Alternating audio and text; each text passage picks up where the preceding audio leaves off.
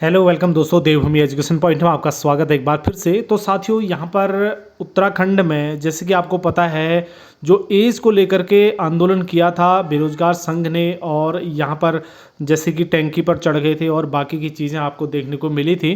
तो उसी बारे में जो है मुख्यमंत्री धामी जी से बात हुई। उन्होंने इस बारे में क्या कहा है कि एज मैटर को, जो पुलिस वगैरह में एज का मैटर है, उसको कितना आगे बढ़ाया जाएगा और क्या किया जाएगा इसके बारे में।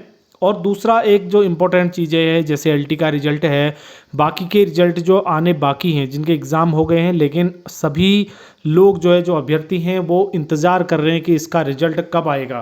तो इसके रिजल्ट जारी होने की डेट के बारे में मुख्यमंत्री ने क्या कहा है, इसके बारे में बेरोजगार संघ के जो राम कंडवाल जी हैं, उन्होंने इसके बारे में बात की। उन्होंने मुख्यमंत्री से मुलाकात की। इस बारे में जो है, ये एक टीवी चैनल पर बैठे हैं, एक चैनल पर बैठे उन्होंने इसके बारे में इंटरव्यू किया और बताया कि आने वाली परीक्षाओं में क्या होगा। और जो एज का मैटर है, वो जैसे कि अभी 22 तक रखा गया है, लेकिन ये चाहते हैं कि इसकी एज 26 तक जो है मिनिमम होनी चाहिए। फिलहाल 28 करें, लेकिन जो आगामी परीक्षाएं होंगी, जो हमेशा के लिए कर दी जाए, तो 28 तक कर दी जाए। तो इस बारे में जो है मुख्यमंत्री जी ने क्या कहा और इसकी आगे की जो संभावनाएं बनती है, वो क्या संभावनाएं बनती हैं, इस बारे में जो है हम इस वीडियो को देखते हैं। आप लोग भी देखिए। इसके बाद में वीडियो के लास्ट में आप लोगों से चर्चा करूंगा दोस्तों। मुख्यमंत्री पुष्कर सिंह धामी ने क्या आश्वासन दिया है, आइए सीधा इन्हीं से जान लेते हैं। राम, बेरोजगारों के लिए आप बैठे 13 दिन बिल्कुल भूखे रहे। आप 2 बार ऐसी नौबत आई कि आपको अस्पताल भी जाना पड़ा, बच्चे कुछ टंकी पर भी चढ़ गए। उसके बाद सरकार थोड़ी संवेदनशील हुई और आप लोगों से मुलाकात भी करी। उससे पहले मुख्यमंत्री के जो प्रमुख सचिव थे, उन्होंने मुलाकात की। उन्होंने आपके द्वारा बताया गया कि गृह सचिव को और जो भी 3 मंत्रालय हैं, उनसे संबंधित जो सचिव थे, उनको फाइल भी दी गई कि भैया इसमें जल्दी से काम करिए। उसके बाद मुख्यमंत्री पुष्कर सिंह धामी भी मिलने का समय निकालते हैं आप लोगों से। तो क्या रहा है, बेरोजगार जानना चाहते हैं, युवा जानना चाहते हैं। देखिए, अब मुलाकात किस दिन हुई है ये तारीख? देखिए 13 दिन की भूख हड़ताल के बाद हमें तो ये लगने लगा था कि शायद अब कुछ नहीं, लेकिन उसके बाद फिर अचानक से उससे पहले जब हमारे 2 साथी टैंकी पर चले थे, उस टैंकी पर चलने के बाद थोड़ा हलचल हुई। और उसके बाद जो है, जो मुख्यमंत्री के प्रधान सचिव हैं आर.के. सुधांशु जी, वो बुलाते हैं, फिर वो एक लेटर करते हैं, उस लेटर को फिर आगे बढ़ाया जाता है। लेकिन उस लेटर का अभी तक क्या हुआ, ये ना तो हमें पता है, ना तो सरकार को पता है, ना सिस्टम को। कुछ समय सीमा उसकी दी गई थी, कब तक? उस समय सीमा ये दी गई थी, उन्होंने कहा था कि जल्द इस पर हम कार्रवाई करेंगे। जल्द। अब शासन का, सरकार का एक शब्द होता है जल्द, लेकिन वो जल्द फिर कभी नहीं आता है। मुझे थोड़ा सा बता दीजिए, पहले कितनी थी और अब कितनी जनरल कैटेगरी में होनी चाहिए? देखिए 18 से 22 थी जनरल कैटेगरी में। General category. आप लोगों की क्या हम चाह रहे हैं 18 से 28 22 को बढ़ाकर 28 कर दिया जाए। यानी मोटा मोटा 6 साल बढ़ा दिया। हाँ, मतलब 5-6 साल हम ये चाह रहे हैं उसको बढ़ा दिया जाए, ताकि जिन बच्चों को 2014 में जिनको मौका नहीं मिला था, उनको जो है 2024 में मौका मिल जाए। और हमने ये भी समझाया मुख्यमंत्री जी को कि भाई अन्य राज्य हैं, उनको नियमावली बदलने की जरूरत नहीं पड़ी। अगर किसी ने 3 साल की छूट दी, किसी ने 4 साल की छूट दी, तो उनको नियमावली बदलने की जरूरत नहीं पड़ी। और आपको भी नियमावली बदलने की जरूरत नहीं पड़ेगी।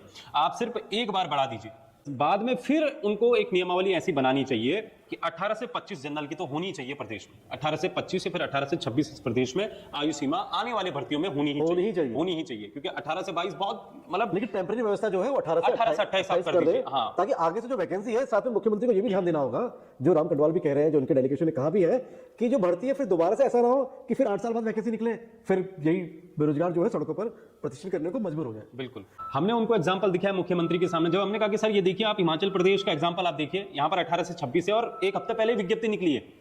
और उसके बाद जब हमने उत्तर प्रदेश का एग्जाम्पल दिखाया कि ये देखिए आपका पड़ोसी राज्य है, आपके पड़ोसी राज्य में भी 3 साल की छूट दी है योगी आदित्यनाथ जी ने, वो भी पिछले साल ही।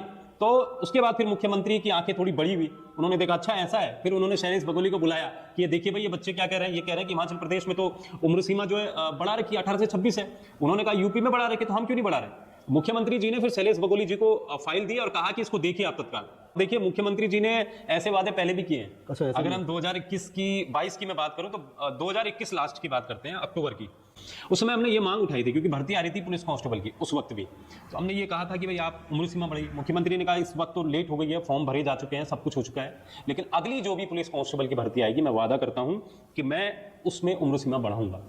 अब देखिए, नई पुलिस कांस्टेबल की भर्ती आ गई है, आयोग को भी अध्याचन पहुंच चुका है, लेकिन अब तक कुछ नहीं हुआ। बिल्कुल कुछ समय सीमा दी गई है, क्योंकि अक्सर बेरोजगार पूछते हैं, अभी कमेंट आने शुरू होंगे, बेरोजगार पूछेंगे कब तक।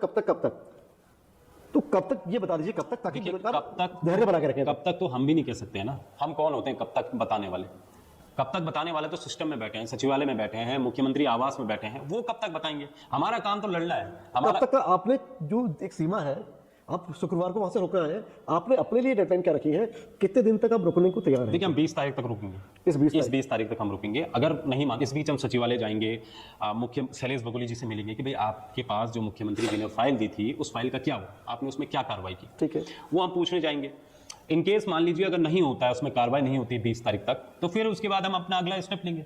उसके लिए हम तैयार हैं, स्वतंत्र हैं।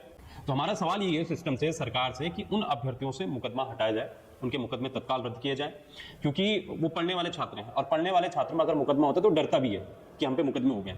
तो ये आप देख सकते हैं कि कैसे आंदोलन को तोड़ने की और मांगों को नहीं मानने की साजिश के तहत जो है मुकदमे करा दिए जाते हैं। बात हमने करी पुलिस भर्ती परीक्षा की, एलटी को लेकर चीजें आ रही है, एलटी परीक्षा को लेकर उसका रिजल्ट घोषित नहीं हुआ है, उसको लेकर क्या है आप लोग का? देखिए, एलटी का रिजल्ट घोषित नहीं हुआ है, आबकारी सिपाही है उसका भी अभी फाइनल रिजल्ट घोषित नहीं हुआ है। इसके अलावा तमाम और मुद्दे हैं, खासकर ये कि ये 2 मुद्दे तो हैं, खासकर ये भी हम पूछेंगे मर्तोले जी से। हो सकता है हम कल एक बार उत्तराखंड अधीनस्थ सेवा चयन आयोग के दफ्तर जाएं और वहाँ पर ही हम तमाम मुद्दे पूछेंगे कि एलटी का रिजल्ट कब जारी हो रहा है, आबकारी सिपाही का रिजल्ट कब जारी हो रहा है, और आयोग क्या उत्तराखंड पुलिस कांस्टेबल भर्ती में आयु सीमा बढ़ाने के पक्ष में है, क्या आयोग फॉरेस्ट गार्ड भर्ती में आयु सीमा बढ़ाने के पक्ष में है, और जो तमाम सवाल हैं उत्तराखंड के बेरोजगारों के, क्योंकि हम भी लगभग 2-2.5 महीने हो चुके हैं, हम अभी तक आयोग नहीं गए हैं। तो एक बार हम कल जाएंगे आयोग और सारे जो भी सवाल हैं उनको हम पूछेंगे। आयोग के अध्यक्ष का कहना है कि किसी भी परीक्षा का रिजल्ट के लिए वो 3 महीने का समय ले रहे हैं। तो एलटी की परीक्षा को 3 महीने अब होने जा रहे हैं लगभग, तो मुझे लगता है कि अब उनसे सवाल पूछना जायज़ है। हाँ, उत्तराखंड बेरोजगार संघ जो लड़ाई लड़ रहा है, वो लड़ाई भी यही है कि हर किसी प्रदेश के बेरोजगार को भागीदारी करने का मौका मिले, वो भी पारदर्शी तरीके से। वो चाहे सरकारी नौकरी हो चाहे प्राइवेट सेक्टर हो, वो कहीं भी हो, वो कुछ भी हो, पारदर्शी तरीके से हो, और जिसको नौकरी लगना हो ये लगे कि हाँ भाई मेरी नौकरी बिल्कुल सही लगी, और जो युवा बाहर हो रहा है उसको भी लगे कि यार मैंने मेहनत की थी, बेहतर मेहनत की है मैंने, लेकिन मेरी मेहनत में थोड़ी चूक रह गई। उसे ये ना लगे कि यार 15 लाख 20 लाख रुपए देकर कोई भर्ती हुआ है। तो दोस्तों देखा आपने, जो है इन्होंने बताया कि जो एलटी का रिजल्ट है इसके बारे में जो है मुख्यमंत्री जी से हम मिलने वाले हैं, आयोग से हम मिलने वाले हैं, आयोग में जाकर के बात करेंगे कि इसका रिजल्ट कब जारी होगा। जो आयोग के अध्यक्ष हैं उन्होंने पहले कहा था कि ये 3 महीने का जो समय होता है रिजल्ट आने के लिए, तो लगभग 3 महीने का समय इसके लिए होता है। लेकिन जैसे कि आपने देखा पिछले महीने जो हमने वीडियो बनाया था उसमें इन्होंने बोला था कि रिजल्ट जो है आपको हफ्ता 10 दिन के अंदर मिल जाएगा। हफ्ता 10 दिन छोड़िए, आज 1 महीने से ज़्यादा हो गया, हफ्ता 10 दिन का समय हुए, लेकिन अब तक रिजल्ट जारी नहीं हुए। बहुत सारे बाकी के रिजल्ट भी हैं, लेकिन अब देखना होगा आने वाले समय में कि ये रिजल्ट कब जारी होते हैं। नंबर 1 बात। दूसरा ये है जो उम्र सीमा को लेकर के मुख्यमंत्री जी ने जो है आश्वासन दे दिया है, लेकिन बात वही है कि पहले भी कई बार ये आश्वासन मिलते रहे हैं, और जब तक ये धरातल पर नहीं उतर कर आते, जब तक ये सामने नहीं आते कि ये बात कि हाँ सच है, अब जो है ये आने वाली भर्तियों में ये देखने को मिलेगा, क्योंकि विज्ञप्ति जारी हो रही है उसमें ये चीज़ें देखने को नहीं मिल रही है, तो इसलिए असंतोष भी यहाँ पर देखने को मिल रहा है नौजवानों में। ठीक है, तो अब देखते हैं कि आने वाले समय में क्या ये चीज़ इसमें कुछ परिवर्तन देखने को मिलता है। तो यही कुछ बातचीत थी जिसका छोटा अंश मैंने आप लोगों को सुनाया है। अगर इससे आगे कोई चीज़ नहीं आती है, कोई जानकारी आती है, तो आप लोगों के साथ शेयर करेंगे। दोस्तों आप जो है हमारे चैनल पर बने रहिए, नई नई अपडेट, नई नई जानकारियाँ आपको हमारे चैनल पर मिलती रहेंगी। ठीक है, तो इस वीडियो